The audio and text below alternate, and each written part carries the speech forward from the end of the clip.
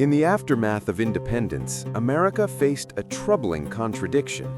The Revolution had rejected monarchy, yet the new republic seemed dangerously fragile. Congress was powerless, the army was unpaid, and foreign powers doubted the nation would survive. In this uncertainty, some influential figures quietly suggested that George Washington should assume a crown. But Washington refused and offered no dramatic explanation. Why was kingship even considered? What dangers did Washington see that others missed? And what did his refusal actually prevent? In this video, we're going to examine this story in detail and uncover what history usually leaves out. By the end of the Revolutionary War, George Washington stood in a position no American had ever occupied. He commanded the only national institution that functioned reliably, the Continental Army. He was admired across social classes, trusted by soldiers, respected by political rivals, and recognized abroad as the face of American resistance. In an age when military victory almost always translated into political dominance, Washington's authority was unprecedented. The question many quietly asked was not whether he could rule, but whether the country could function without him at its center. The immediate post-war years exposed just how weak the new political system was. The Articles of Confederation left Congress unable to raise taxes, regulate trade, or enforce its own decisions. States behaved like independent countries. Inflation soared. Veterans returned home unpaid, holding promises instead of money. Within the Army, resentment grew. Officers feared that the civilian government would abandon them now that the war was over. Letters circulated expressing frustration and, in some cases, veiled threats. Stability, once held together by wartime necessity, was beginning to unravel. It was in this climate that the idea of monarchy surfaced, not as a public movement, but as a private solution discussed among elites. One well-known letter sent to Washington in 1782 argued that Americans were not philosophically opposed to monarchy itself, only to British rule.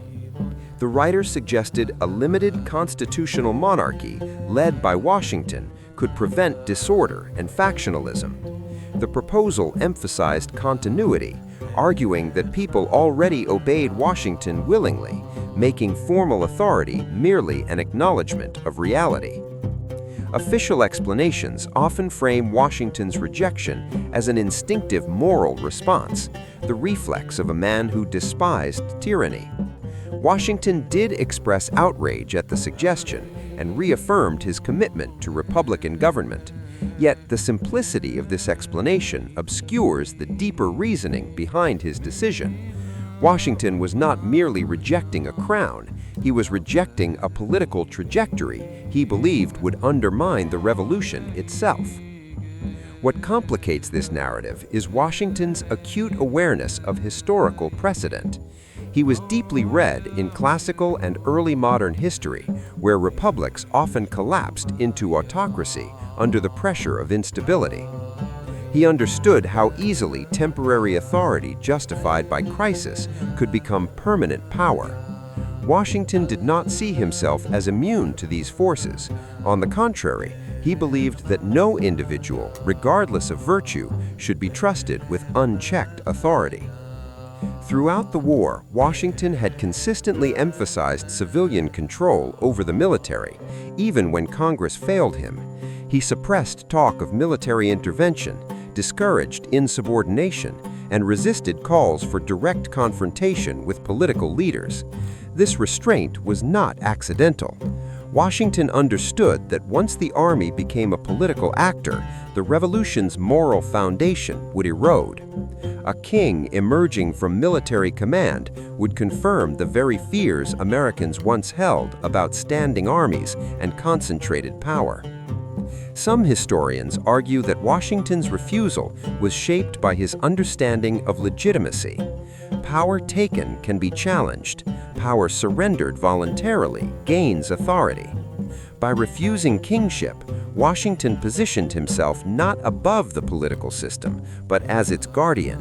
His legitimacy came from restraint, not dominance. This distinction mattered profoundly in a nation attempting to define what leadership without hereditary rule could look like. There were also practical considerations.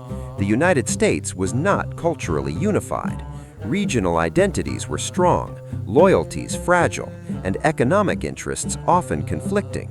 A monarchy might have imposed order in the short term, but it risked provoking resistance from states already suspicious of centralized power.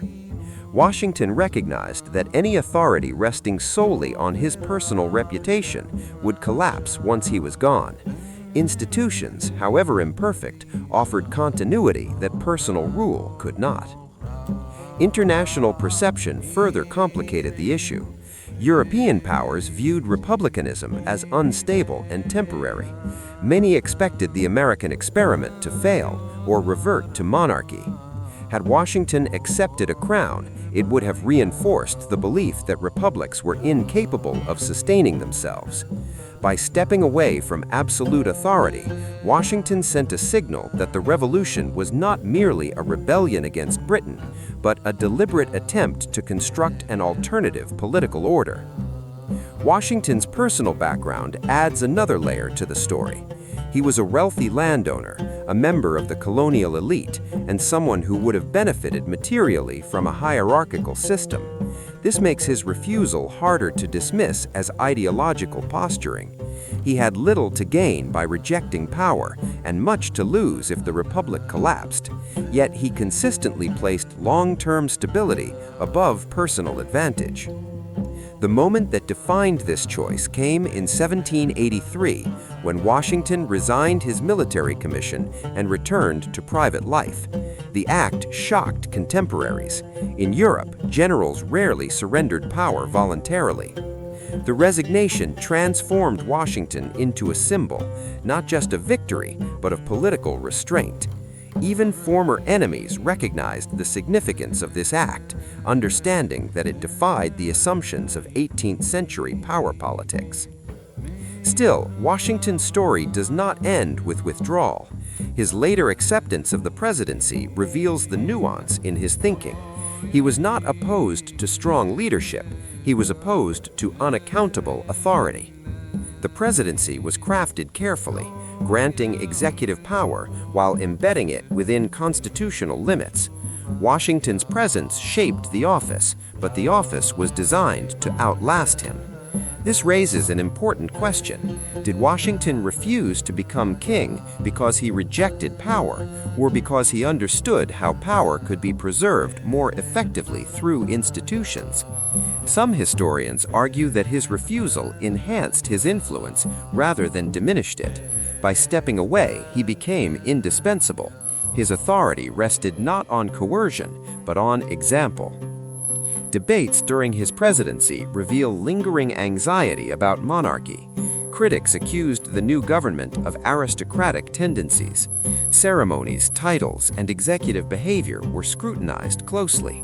Washington himself was cautious, aware that symbolism mattered in a nation still defining its political identity. His conduct reflected an understanding that legitimacy depended as much on perception as on law. Washington's refusal to become king did not eliminate the tension between order and liberty, it exposed it.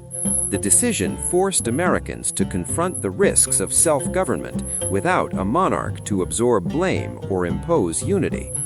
The Republic moved forward not because these contradictions were resolved, but because they were acknowledged and institutionalized. In the end, Washington's choice was neither purely idealistic nor purely pragmatic. It was a calculated restraint shaped by history, experience, and an awareness of human nature. He understood that the revolution's success depended not on replacing one ruler with another, but on redefining how authority itself was justified. The questions raised in those uncertain post-war years never truly disappeared. They were embedded into the Constitution, into debates over executive power, and into the evolving role of leadership in America. Washington's refusal to become king did not eliminate the answers. It left behind a framework, one built on restraint, ambiguity, and trust in institutions rather than individuals, forcing future generations to confront the same uneasy balance between power and principle.